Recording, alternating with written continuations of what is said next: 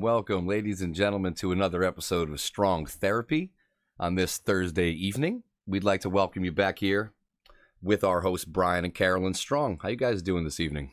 We're doing great. How's everybody doing out there? I hope all you boys and girls are doing wonderful on this Thursday. Yes, I do love that opening song with that jazzy bass. Always gets my feet a-going there and chair dancing spectacular. All I gotta say is anything with a good bass, I'm very happy to listen, feel, and enjoy. If you can get to the bass, that is. Goddamn right I can. Golly. Well, how are you doing?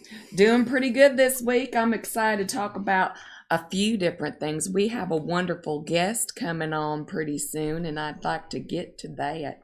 Oh, yes.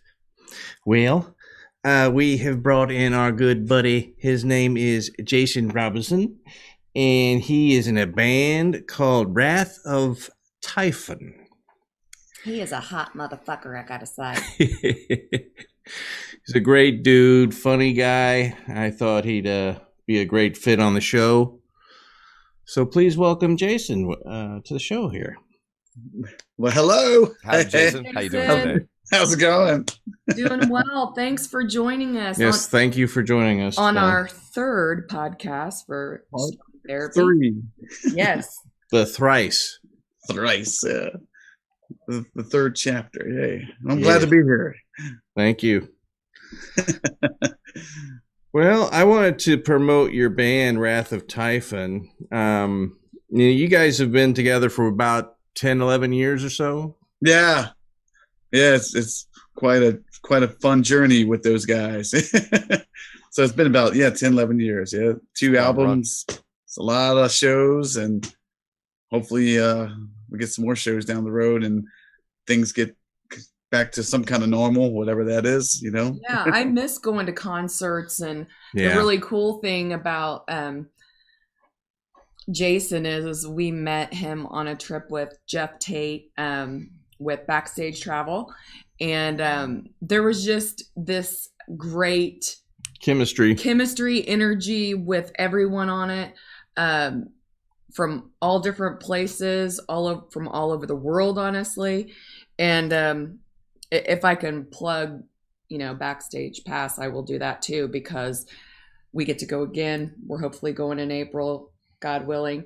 But yeah, so at the beginning, when we first met, I didn't know that you were in a band until we got to know each other. And Brian and you just clicked on so many different levels: music, comedy, what you guys find hilarious, things that I'm not interested in as much as you guys are. Your lovely lady friend and I got really acquainted too. And what else? She's also an amazing singer in her own right too. Oh, yeah, definitely. Yeah, we had a band together. That was fun working with her.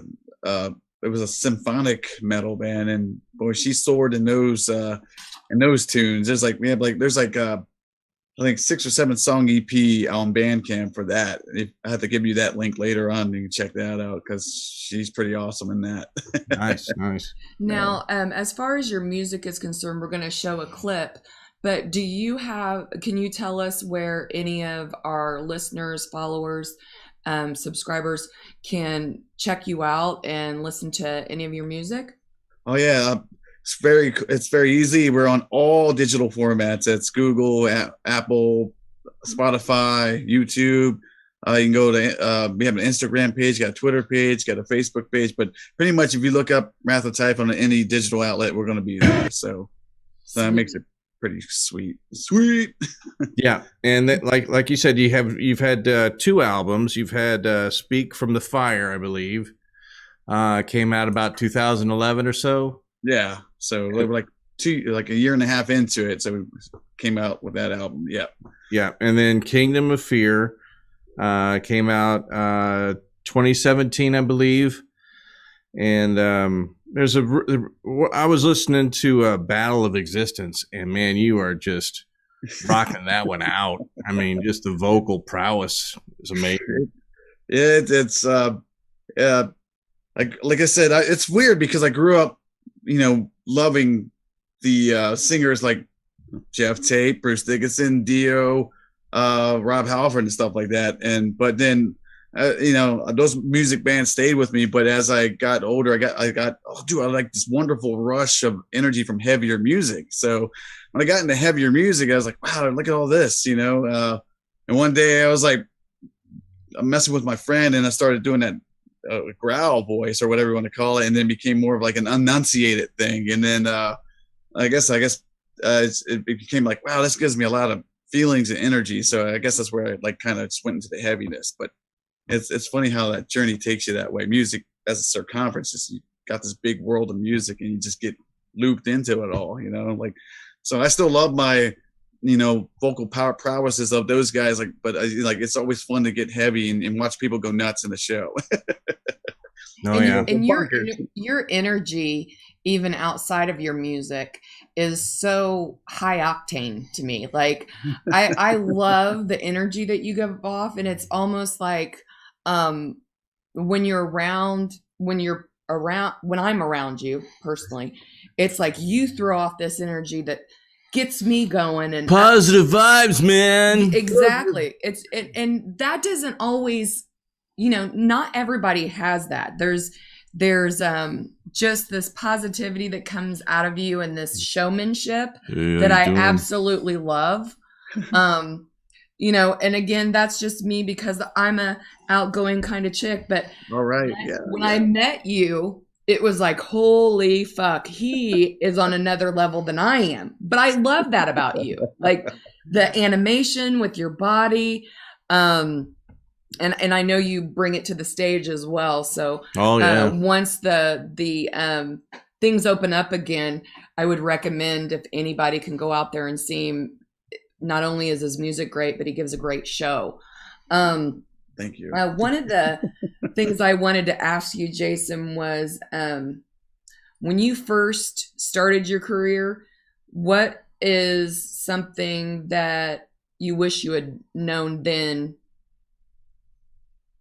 compared to now? Wow. That's a good question. That's really good because back in those days, I was just like kind of thrown into it. I wasn't never looking to do it. I love music a lot. I had friends ask me to be a drummer. I was trying to be a drummer first. Never thought about I could do anything vocally because I thought I was like, I sound like crap. But I guess the things I should have done, maybe got in more into music theory back then, but then I didn't know. I was just kind of thrown into it and kind of just learned on my own or listened to voices as I listen to bands, and I'm constantly doing that now. Like for example, some of the newer songs are not as heavy, but more rock and roll, some of the new Wrath songs. And we have one that's almost sounds like an AC/DC song for the fun of it, So Right. it's like, it's just, I'm constantly learning.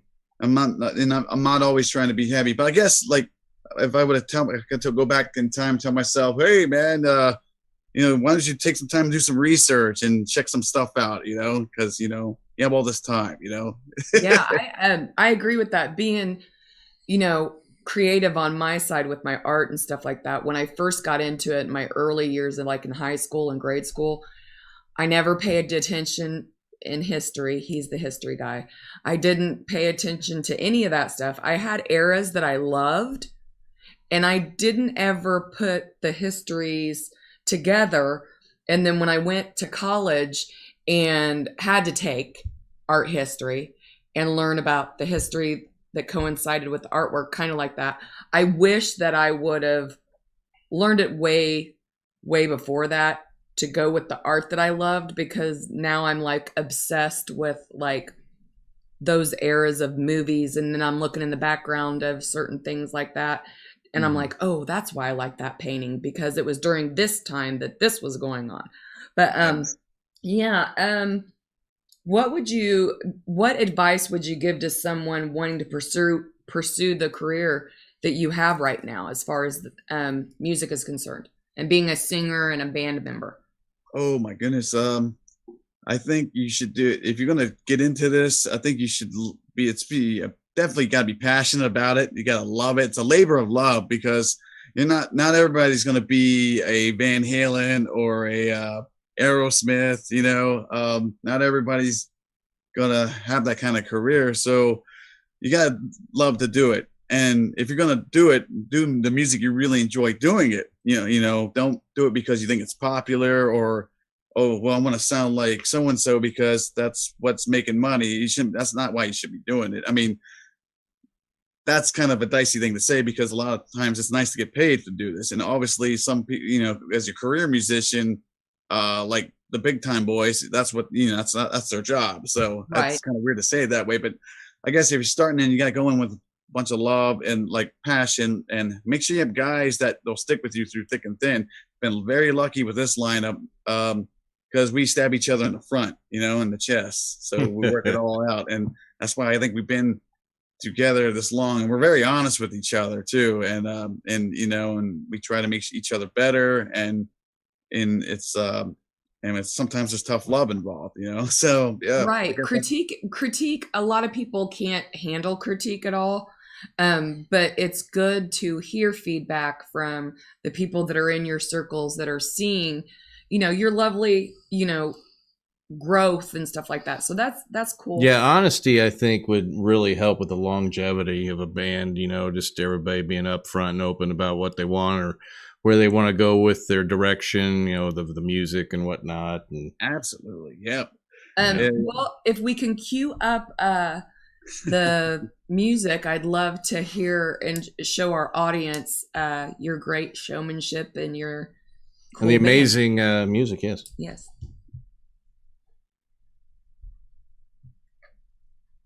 From this part of these nights, giving us some creeps from Baltimore, and then the whole Prince Diamond will brace the stage. I'm loving the Christmas hat. Thank you for coming out. Yeah, this is we keep this thing going. It's all we did friends. every year called A Nightmare After Christmas. This is the fifth one.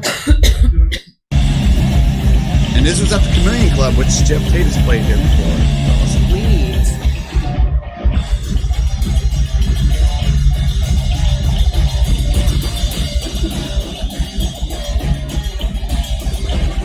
I love the energy. The hair is looking fucking awesome. I love that. I love that hat. It's the bass player's idea to wear sleep clothes. I think it was a good idea. We all love pajamas. You just go straight to bed when you get home.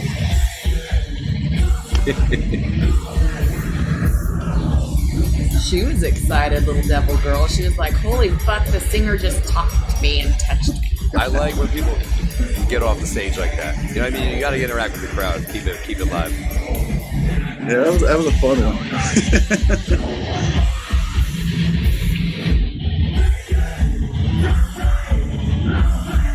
Was this your cameraman, or did they get the best shot of the night coincidentally? No, that's actually a friend of mine who just he's a tech wizard, so he has like the best everything, like best phones, best little watch computers, best. Like, I call him Tony Stark because he's always building stuff, you know. Hey, Tony, I need you to bring that camera with you. Yeah. I know, he just brings it. Like he brought this like orb thing one time. I don't know. He was just like, "What is that?" You know, it's just some interesting stuff. Sweet. I love people like my nephew used to take apart cars and then put other cars together. One time he put some crazy fan on there and it was flying and it was a metal fan. And I remember he cut his finger and he was so proud that he made it go so fast that he was able to cut his finger. And we were like, fuck, he's not gonna, That's a positive attitude person right there. It's a real positive exactly. attitude. Yeah. So, again, like we were saying, you can find all your information at, can you say that again? iTunes everywhere. Yeah, iTunes, Spotify, Apple Music, pretty much anywhere. There's like YouTube links. Just you type in that name because it's a weird name, and it comes up everywhere, pretty much. Sweet. So. Sweet. Yeah, everybody check out Kingdom of Fear. I highly suggest it. It's good stuff. Thank you, Brian. So we were. Where was the? I have a question for him, real quick. If I know you did some regional tours, what was like the?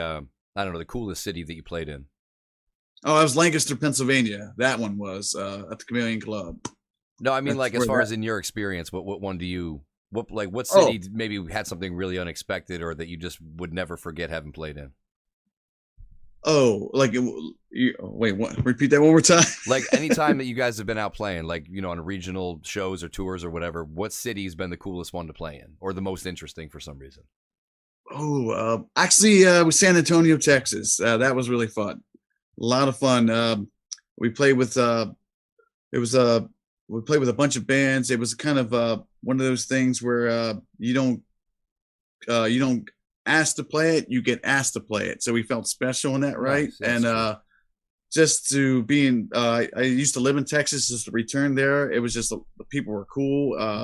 It was a cool niche of people. So I think San Antonio for Wrath was a really good time. And then we got to play with some legendary punk bands from all over the place and stuff like that. So I think San Antonio, Texas is one of my favorites. It's a fun city. I would remind all of our subscribers to remember to support all our artists as far as music is concerned, comedians, local artists, those kind of things. With quarantine and everything like that, they need your support any way you can give it. That's part of the reason we want to have musicians on here and just bring a community together and have some fun, be fucking funny. Did you find out the Alamo wasn't as big as you thought? I went right where Ozzy pissed. It's true though. It's entirely true. I would have found a place where I could take a dump in the. Oh man, I don't know about that. It's very there's public. It's like out in the open. There's 7-year-olds. There's a lot of 7-year-olds there. He did what he did. Yeah, he didn't. I'm standing where Ozzy paid. Ozzy was here. I wonder if he remembers that he did that. Probably not. No, probably not. I probably don't remember. I don't know how he don't remember what he did last week. I think he snorted ants. Yeah, he snorted ants. Oh yeah. I think he freaked out. He freaked out. That ant. He freaked out somebody in Motley Crue a couple of times. Mm-hmm. I read his book. It was quite an eye opener. Oh, you got any good story? Imagine. You're gonna have to give me some good story, or give me the name of that book. I wanna. Oh yeah, I will send you the picture of it. It was a fun read actually. But the one thing that was really cool about that is when he was in Black Sabbath before they were big. I wish this would never happen in today's world, but oh shoot, what's the band with the flute guy, the rock band, Tully? No, Tull. Jethro Tull. Jethro Tull. Yeah. So they would go to these shows where these big bands would play and wait out in the parking lot. And one situation or another, Jethro Tull did not make it. They had a flat tire. So Tony Iommi goes into the promoter and says, "Hey, we're a band. We're out here. We'll close the show out." So the guy wasn't, I guess, "Oh, what do I do?" I was like, "I don't even know you guys, but all right, go ahead and do it." So they got to close out a Jethro Tull show as the headliner as Black Sabbath. Well, they were Black Sabbath, duh, but that would never happen today. You know what I mean? Like a band waiting down the parking lot. It's like, "Dude, I heard that the headlining band didn't show, but we're ready. We have all our stuff," and then they get to play it. Wow. Tony Iommi being in Jethro Tull for a hot minute, See, so that doesn't surprise me that they got I'll to never play forgive Jethro Tull for winning that Grammy that Metallica should have gotten. Is that their fault, or is it the organization's fault for not knowing their genres properly? True. Yeah. They're heavy metal too. Yeah. What? There's guitars, you know. They get so confused by rock and roll and metal and all those areas. Yeah, I'm one of those people in that kind of shoot of that, like, don't know the difference as well as you two. But I know who I like. I know who I like and who I don't like. I mean, when I listen to music, and it seems like me and Brian would say, "I know you like this you know, he, like, when we first met, and he was asking me questions about what I knew about music. I remember him. I'm trying to think, like, did you say, I bet you like Bon Jovi? And I was like, well, yeah, he's hot, you know. And Cinderella. Yeah. And then just those kind of things, like, I guess that shows our age, but he would, I felt like I was being tested if my musical was good enough. And then I dig Cinderella though. Tesla, I knew she'd like Tesla. Yeah. I like them. Yeah, I used to call the Hot 888 to request Def Leppard. I called every single night, and I flirted with the DJ because he couldn't see me, and that's what girls did. We thought the DJ was fucking hotter than shit, so I'd be like, "Hi, this is Carolyn. I want you to play what was Def Leppard? Def Leopard. No, Def Leppard. Pour cinnamon on my legs. Yeah." But yeah, I'd go, "Can you pour some sugar on me?" And I totally play that circus song. Yes, exactly. And but I mean, it did play. Music did influence me when I was younger. I mean, I remember. What's that band? They were black guys, but they were heavy metal or not heavy metal. Sam. Living Color.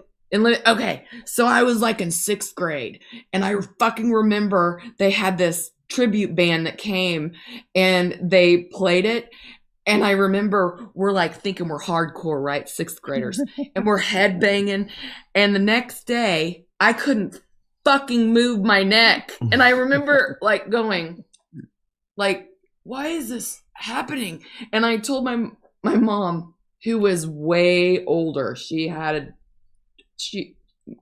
was way older. She goes, well, didn't you say you were doing that thing you see on MTV where you're head banging? And I went, yeah. You're doing a lot of banging. And she said, you might not want to do that. I never head banged again. The most I do now is like, yeah. I'm never going to do that again. Build up a neck muscle. I got to say, the craziest show I ever saw, I was in a community center back in '94, and Bad Brains came out. Oh, wow. Nice. That was nuts. Now, I went to go see Poison and Warrant. I'm sorry. Poison and Warrant. And again, I was young. Never had seen a naked body because HBO, hid things. Yeah. And this isn't even a big deal. But you're a young girl and you're thinking, I'm going to get all looking hot because I'm going to get with, I loved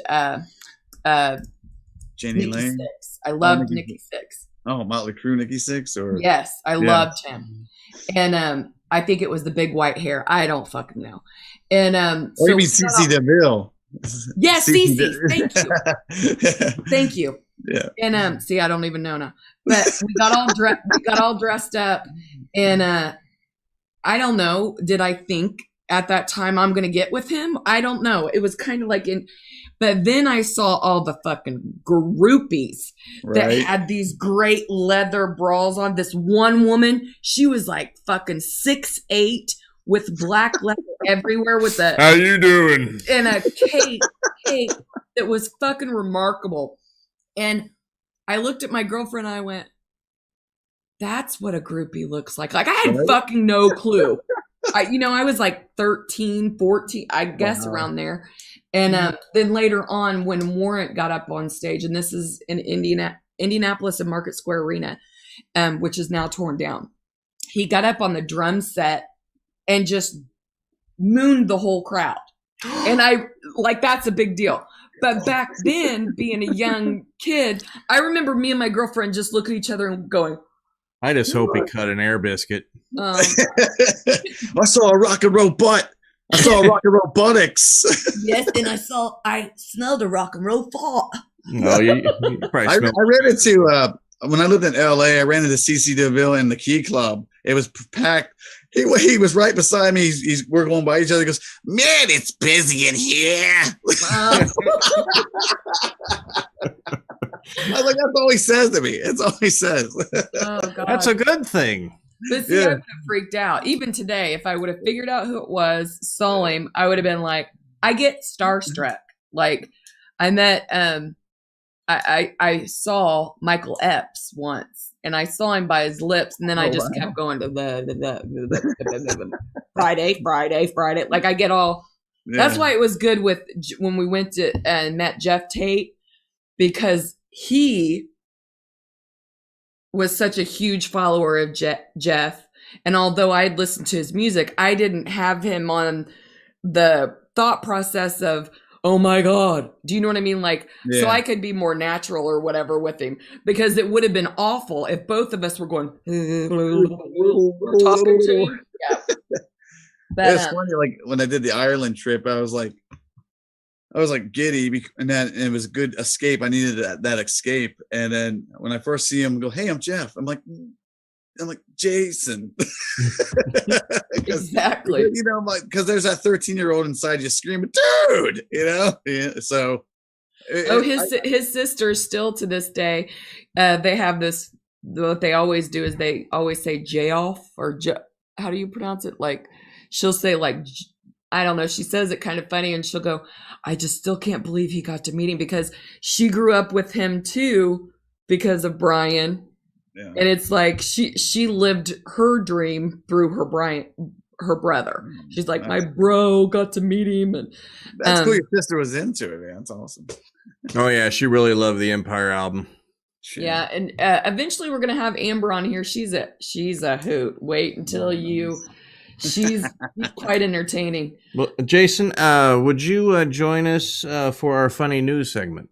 Excellent. Yes. Segway. You are brilliant at those. Oh. He knows how to slide things in. Oh, geez. Oh, man. Mayonnaise. Slide it in right to the top. Smooth up in you. Oh, God. You guys are great. I love it. You guys are great. You guys are great. You guys are great. You know why I love one thing is that. Are you going to throw the pin like David Letterman? Yeah. I have to have something with my hands, because if I don't, I'm doing this. Like I noticed it's a new thing. Are you going to strike a vogue? Yes. Yes. I have to have something, or I'm like touching my face or touching my hair. You're like a pop artist then. Yeah. It's weird. Look, and I just did everything like, don't need to look like Albert Einstein today. Oh, your hair looks awesome. Our article that we have today, Jason, is quite interesting. It's funny. Yeah. So I lost the title. Look at me. Oh, this is about Brian Williams. Thought he had another Trump bashing story, I believe it was. And he thought he had the real live video. Hey, so quick. Is that really what it is? Is that what? Yeah, so Brian Williams just used Jerry Maguire to troll Trump's meeting with. This was, when we show you the video, Jason, you're going to fucking, the reaction. And I've heard different things. So I don't know if they really did this on purpose, or. There's no way they did that on purpose, because it was so embarrassing. I don't know. But let's watch the video, Jason. You'll see how entertaining this is. Baratunde, I'd like to begin with you, and we're all about to see something for the first time. We have what I'm told is the first video, exclusive video out of this meeting today between McCarthy and Trump. We'll watch it and react. At the end, watch the guy in the middle's face. I love you. You complete me. This is fucking live. Shut up. Just shut up. You had me at hello. Brian Williams going, hello? What the fuck? That is, Guy in the middle. obviously we have rolled the wrong clip, and we were sold a bill of goods here. I thought this was going to be of the McCarthy and Trump meeting. He's like, someone's going to be, of course, in big trouble. Baratunde, I'd like to begin with you. And Brian Williams, he's like, somebody slipped that in. yeah, and Brian Williams, I know, is like, somebody's fucking head's gonna roll. God damn it. Oh, yeah. He was none too pleased. Yeah, Oh, that's comedy brilliance, though, man. and he's a funny guy too. Like, Yeah, he was on Sesame Street. yeah, outside of his serious Don't role. Sesame Street. Exactly. It was. I had to share that one. I found that and I was like, holy fuck. Besides that, it's the blast from the past. We haven't seen Jerry Maguire in a minute or two, so maybe he's reprising a new role and they needed to put him out there. Help me, help you. Exactly. Help me, help you. Yeah, I mean, it's funny. They're so quick to want to bash Trump, they don't even like proofread things anymore, I guess. I have a question too. As far as rock and roll is concerned, I know you're with your significant other now, but did you have a, significant fun sex life in the rock and roll world? Oh my gosh. Back when I was in a California band, and she knows this story, I was more glamorous, I guess. I had more of the gothy look thing going, long black hair. I had black hair, eyeliner thing. It was like an industrial band, kind of like a Nine Inch Nails type thing. Well, we just got a new drummer. He was a former Marine. He flew helicopters, a big black muscular dude. And it's like, this guy's awesome. So we felt good just walking around town with him. So we ended up going into this bar and my guitar player is one of my good friends. He always had an ear for European girls, and he just like had a love for European girls. So we're at the bar ordering drinks, and these two girls come up with an accent and say, excuse me, and just like kind of like sassy got up there, and my guitarist goes, not to be rude or anything. Go, where are you guys from? They're like, Finland. And he's like, oh. And then they took a look at me, and all of a sudden they're like, you're coming with us. So they drank like Pantera. They drank like Def Leppard. They just kept giving me drinks and drinks, and I'm like, holy crap, they're gonna kill me. So I kept to the end of the night, and my guitar player is like, hey, what's going on? I was like, we're taking, hold on a second. Sorry about that. We're taking him with us. They had a hotel, I guess the same place that Marilyn Monroe stayed at on Hollywood Boulevard. So night was interesting, and into the next morning. Sounds like some fun. We'll have to talk I don't know how about detailed we want to get, but yeah, it yeah. Well, our next story, Finland girls. Woo! Yes. Is called The Best Rock Star Sex Stories You've Never Heard. Awesome. I love the first picture of David Lee Roth. I can't help it. He always just fucking cracked me up. Oh, I'm sure he's seen some fine ladies in his time. Oh my gosh, I'm sure there's crazy stories of him. Yeah. He's the ice cream man, you know? Yeah. So I'm gonna read this one for you. The sex antics of David Lee Roth are well documented. Check out his anacetal, what word is that? Anecdotal biography, Crazy from the Heat, for more in-depth debauchery, including having sex with 5 girls at a time during a video shoot. Oh, Jesus. And ensuring his Ensuring his penis. What is I don't even know. What the fuck is insuring your penis? It means well, it's with an E, so it means like being sure that. Oh no, insuring with an I. He was definitely cocksure. No, wait, insuring with an I. So, taking a policy out on your cock, I guess. Yeah, like Suzanne Summers like had $1 million on her legs or something. Are you serious? Hell He was yeah. that fucking Wow. I learn something new every day. Cock-a-doodle-doo. Yeah, like hey, J-Lo. man, I want to insure my dick.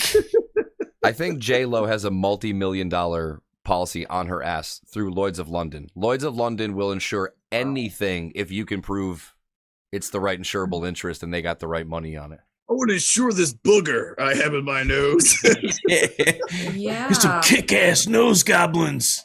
Dude, I think it's got 14 carrots in it. So J-Lo gets in a car wreck and her ass gets obliterated. All fucked up. I'm all fucked up today. Gets it all fucked up so she can cash in if her ass is fucked up. Yeah. Yeah. I don't know the terms of the agreement, but that's the basics of it. Yeah. It's kind of like a baseball player might, take out on his shoulder or something. I'm just sitting here thinking, like it's the I money don't maker. have a fucking thing I can insure on my body that's worth something. She got rear-ended. Oh, Exactly. She broke her pelvis. We're gonna have to go in. She got plowed so hard her ass deflated. Oh boy. Anyways, so 5 girls at the same time, huh? I heard that Dave Draymond did from Disturbed used to line girls up like that and just went like dipped his ice cream cone. Wow. Oh boy. Directing hordes of roadies mid-show to find girls and hand them backstage tickets. I mean, you have to, right? You'd almost have to have yourself a handler. Like one of your friends who's the smoothest guy just has to be like, that's his role when your band makes it. You're like, I've been promising when we make it big, I'll bring you along. Well, you get to peruse the crowd and hand out golden tickets. It's not a bad little. You got, if you make it to that level, golden tickets and golden showers. I mean, if you make it to that level, you have to, at least for a short time, before you get married and stuff, you have to live the life a little bit. I would say. So this next story is funny, but yet a little icky. So Nikki Sixx and Spaghetti. Icky Six. Spaghetti, but they would have these two guys. They would actually have a competition, and they would actually go as long as they could, not showering. Oh, and then fucking have sex with groupies, and they would go for a long time to see his balls whoever smelled like they vinegar. would win by the girl puking. Oh, so they would get so disgustingly like raunchy and onion smelly, and just imagine going weeks. Because Tommy Lee had an unfair advantage because they were probably always gagging. Oh. But this one is also, way or another. This is also the opposite. I win again.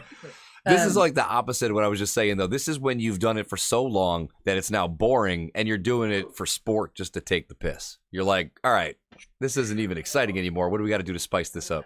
Right. Oh, yeah. Well, and the funny thing is the reason this is called Nikki Sixx and the Spaghetti Incident is that a girl was actually giving him fellatio, some big head, and the smell and the ick, she actually vomited on his cock, and it was spaghetti. Can you say vomit on his cock over time? That's hilarious. Exactly. How sexy is that? He's probably, hey man, hey Nikki, I got spaghetti all over my bowels. It's like it's puke. Yeah. So he was disgraced and forced to concede to his drummer, and hopefully he took a nice warm soapy shower after that. Golly.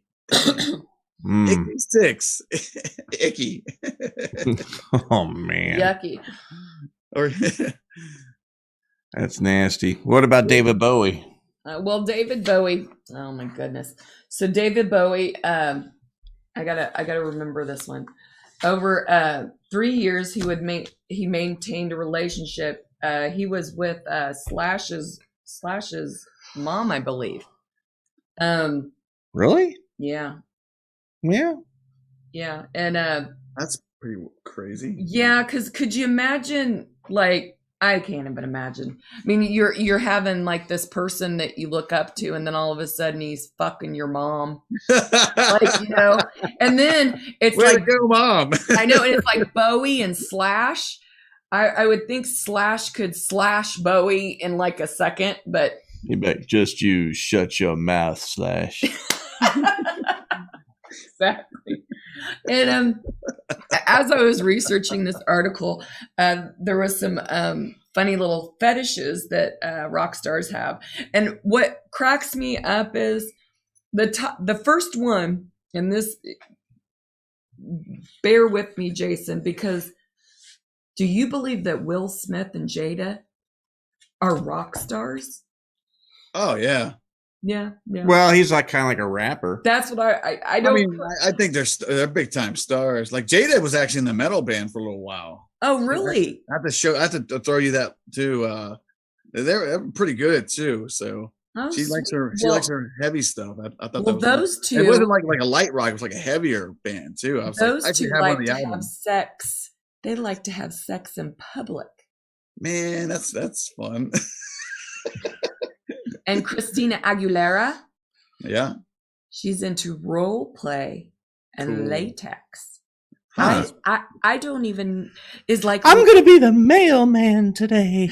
Well, you're gonna wear a latex outfit when you deliver my mail. Justin Here comes a big package. You know, Justin Timberlake is really, my envelope is opened. He's really Justin Timberlake, is married to Jessica Biel. And while he's on fucking stage and hyped up, he'll leave and go to the side stage, and Jessica's there. They'll fuck, and he'll come back on stage. What? Yeah. What the heck? Man, that must be a fast fuck. And I always knew this, but interesting. Wow. John Mayer has an arsehole fetish. Arse? Arsehole. Like how? He likes to stick it in the ass. Oh. Who knows? It doesn't tell you exactly if he likes it in the ass. I'm assuming, but John Mayer. You never know who likes stuff, man. That's crazy. I don't know. He got around, he Yes, he did. He was a lucky, or probably still is a lucky guy. He got a lot of poontang. He's a butt player. He was with Jessica Simpson, I think, and wrote that song about your body's a wonderland. I wonder if he got in her buttocks. So fun to say. I wonder if her ass is insured. Oh. And then we went to the Hershey Highway, and your body's a wonderland, and your pussy is heaven on earth. And did she cash in on that insurance after he knocked it out? Knocked it out. Knocked it out. Also, and this ruined it for me because I loved Ricky Martin from back in the day. He's a goddamn good-looking man. Fuck yeah, he is, and he could shake that thing, and I would just want to dance with him and touch his ass and touch his chest. I don't care who he likes. Ankles. I just want to touch him. Well, this kind of ruined it for me. He likes golden showers. I was like, what the fuck? Now, I understand an accident in the shower where, you're having a good intimate moment and things are going well and you got to go to the bathroom and you're like, move over so I can take a piss. I piss on you. But to treat that's, And I've had asparagus. How do they find this stuff out? That's interesting. Because I think it is friends who aren't really friends are like, yeah, me and Ricky were having drinks and he told me that he pissed on Sarah again. Yeah, no, he pissed on John. Oh, that's right. He pissed on John. And John not didn't in the John, on John. Yeah, and John didn't like it. Yeah. Also, Chuck Berry used to watch women on the toilet with an illegally installed camera. Shit, I lost my Zoom. Oh no, really? Oh, yeah. That's bad. That's bad, isn't it? Yeah, I don't know. I bet it was in black and white. Oh, high five. For sure. Yeah, I don't think oh goodness. Just interesting, isn't it? Like rock and roll and It goes from like silly to like, wait a minute, hold on. Yeah, exactly.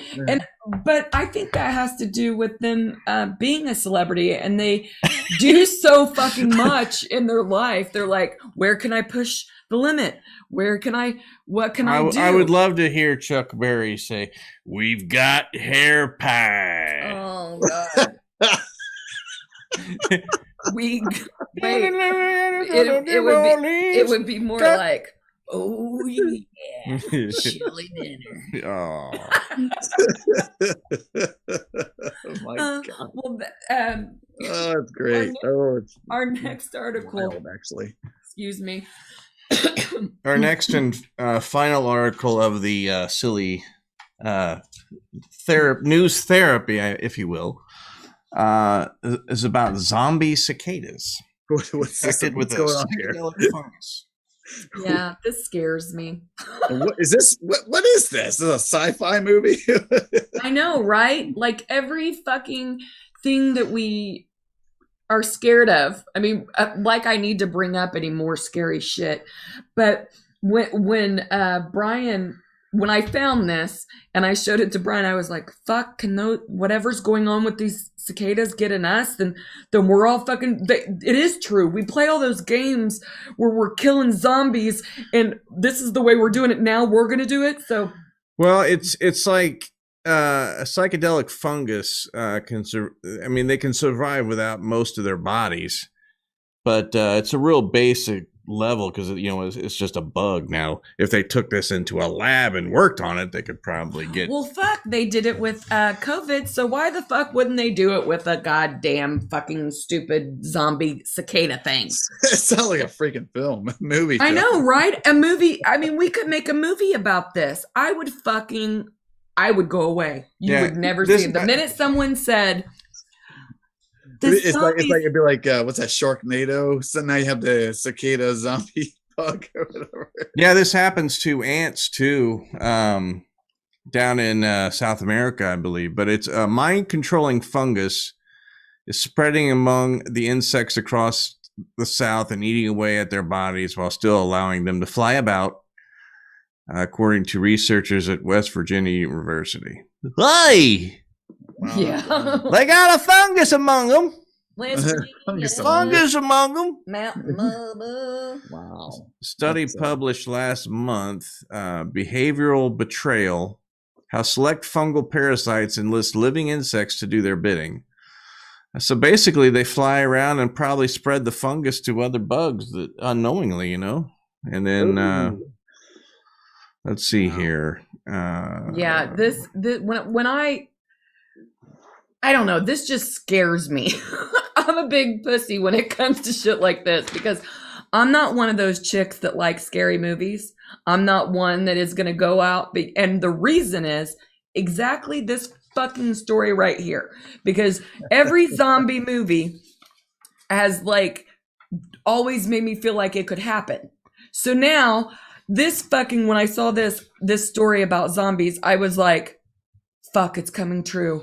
There's like 1,000 chemicals in this fungus too. And now do I have to watch the zombie movies that scare the fuck out of me to learn how I'm going to live? Like if the zombie apocalypse comes? Yeah, listen to this. The fungus is called Massospora, and it causes male cicadas to flick their wings like females in order to attract other males. The fungi spores rot away the insect's genitals. Oh God. Crunch. My dick! and abdomen, and replaces them with fungal spores. Wow, so it's like a sexually transmitted bug disease. Yeah, it sounds very sci-fi, actually. Sci-fi horror. Yeah, we better get them some bug condoms. We actually need to get him a fucking vaccine. Something. How quickly can we on get that? How can we get that vaccine out, President Biden? Because I fucking don't want a zombie apocalypse. What?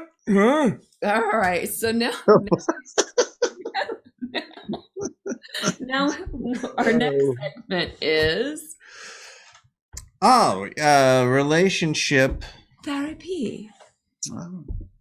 Now, segue is perfect, isn't it? our first question, and Jason, you can help us out on this if you'd like, if you want to say anything to it. Please do. Yes. What the person emailed in, what can I do to help a new relationship grow stronger and deeper? First of all, you got to flick your wings and act like a female and bring them in, and then trick them, and then make sure you get their genitals to fall off. Exactly. I met this guy last night, and his dick cracked right off like it was a dry twig. Oh my gosh. So I blew what was left. I'm still stuck on the last thing you said about the bugs. Didn't that freak you out? It freaked me out. And I'm such a fucking chicken. Like it sounds crazy to me. It sounds like a freaking film. But anyways, I'm sorry. The series of the question was how to make a relationship. Yeah, a new relationship grow stronger and deeper. Send the deeper the love. I don't know. It's always. I think it's good if you have a lot of things in common, and if you approach it like a buddy or friendship, and then build into a romance thing. Because then if you're like friends first, and you have all these fun, it's like, you know how you have friends for years and years. Yeah. I think that's a cool key, a small key, or not a key. What the hell am I saying? When you have friends for years, a lot of times you don't really get jealous of what they do. You're always like, yeah, good job, man. That's fun. Oh my God, I can't believe that happened. Oh, you did what? Yeah. I think if you approach it like that and try to keep jealousy at a minimum, Yeah. And try not to smother somebody. And trust. Let them be who they are. Let them breathe. Rach says she treats me like a cat, because cats, you let them be and they come for scratches, I think that's brilliant, Rachel. It's brilliant because in I think me and Brian's relationship, we're similar like that. We don't have to be on top of each other nonstop. Right. Like probably during the week, we get together on top to connect. And all that good stuff. Yeah. But we don't have, like, he can be upstairs doing his thing on his computer doing work or watching funny videos or say talking to you, whatever. And I can be downstairs doing what I'm doing. And eventually I kind of get the girly moment. And I'll go, now we haven't seen each other. He's working from home. I'm at home. Maybe seen each other throughout the day a total of 3 hours, maybe. And I'll be like, do you think you can come down? We need to have some time together. Or I'll say, come down in the evening so that the kids can see you because he's up in there and we do this thing. Yeah. But we also, like you said, are friends. Yeah. I mean, we connected pretty quickly on sex, really quick, but... Is that where the last name comes from? Strong. Oh, he's strong like bull, baby. But yeah, like as far as that's concerned, I agree with that. Friendship is really, really important.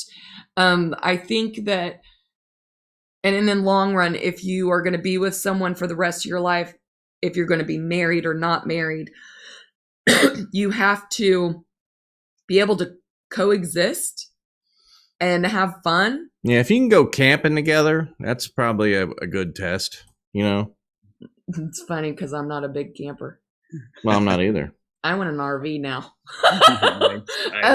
Because, now we can go RVing because we have to stay together as a family. We can get in an RV and drive and just stay in our little huddle now. Yeah.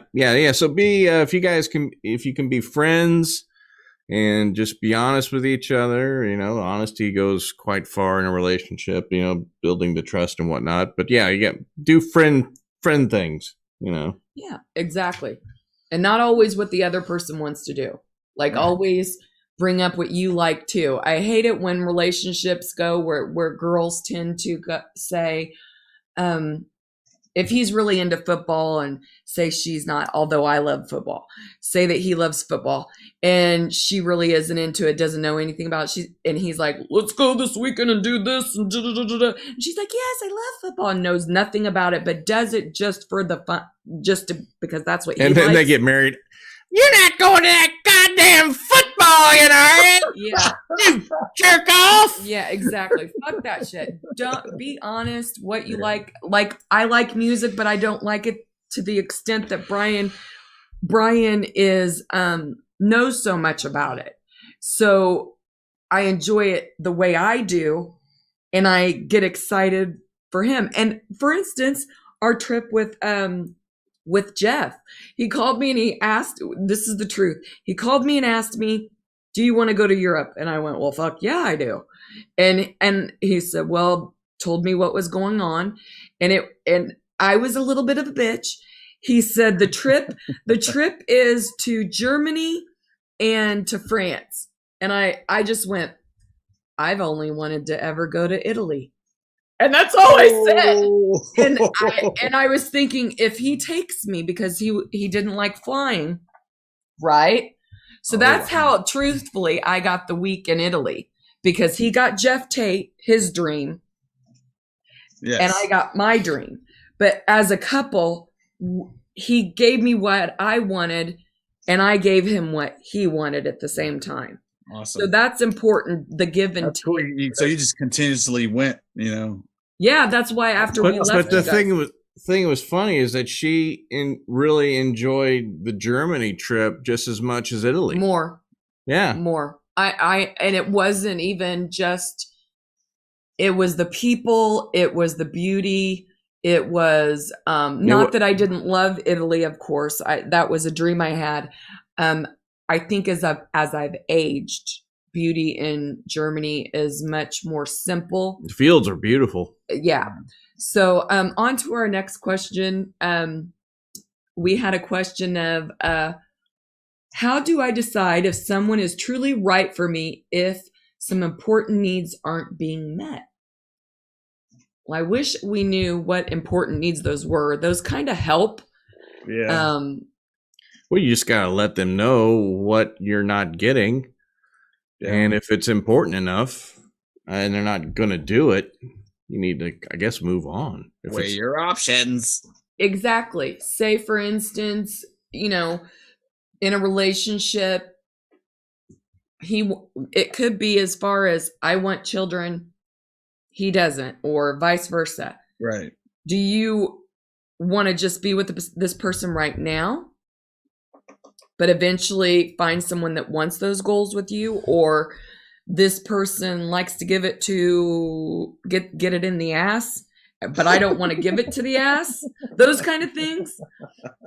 You got to figure it out. Or he wants to give it to you in the ass, and that isn't your cup of tea. Yeah. Or he's afraid of going down on you and or doesn't like going down. Can you live without that? That's a pillow talk, baby. Exactly. I love you, Jason. We did have. Can you imagine that in the bedroom, though? Can I put it in your ass? That's not my cup of tea. Fuck tea. I got a cup of Earl Grey right here. Yeah. Fuck the tea. I'm talking about the A. Oh, Jesus. The A. Oh. I love the alphabet. I just said, oh, that's funny. Actually, we had one more, and it was Laura. And Thank you, Laura. Her question was just pretty simple. Why do I keep falling for jerks? I don't know. Well, maybe whatever the fuck you're interested self-esteem. No. Whatever the fuck she's attracted to, do the opposite and see what the fuck happens. Yeah. She could have that bad boy mentality, like, oh, he's whatever. And then. Well, I would think self-esteem plays into it. Well, yes. But I'm saying first instinct, most women and men, is visual. She has a visual type. That's what we're trying to do. if he's good looking. Not even good looking. If she likes the dude with the Jason with the long hair, the rock and roll singer, you're a good guy, but we've heard that not every rock and roll singer is a good guy. So, or if that's her type, or if she's, hey, honey, can I grab a fish and we can use that too? Oh, Lord. I got some tartar sauce that helps for lube. Oh, I'm shoving in the trout now. Ew, I love Oh, it's all about that bass. I think it's still alive. Its tails are twitching. Back that bass up. Back that bass up. Back that bass up. Anyways. Are you catfishing me right now? Oh, that was good. So our next segment, Jason, is our lovely old man that comes in and gives his little answers or about falling for jerks. He might have something. Let's go to let's him see and what he's gonna say today. Old man. Was he underneath the tree? Where you at, dog? Where you at? There ain't no dog. Where's my man? Hi, Toots. Hi there, handsome. Does he want a mustache, right? He's tried. Oh, I had my mustache rubbed off once. Oh my God. Some stubbles, huh? Some stubbles and some blood. You guys are fantastic. Truly working hard on that one. Couldn't move my jaw for 2 weeks. So what do you think about Laura? So she keeps falling for jerks, huh? Yeah.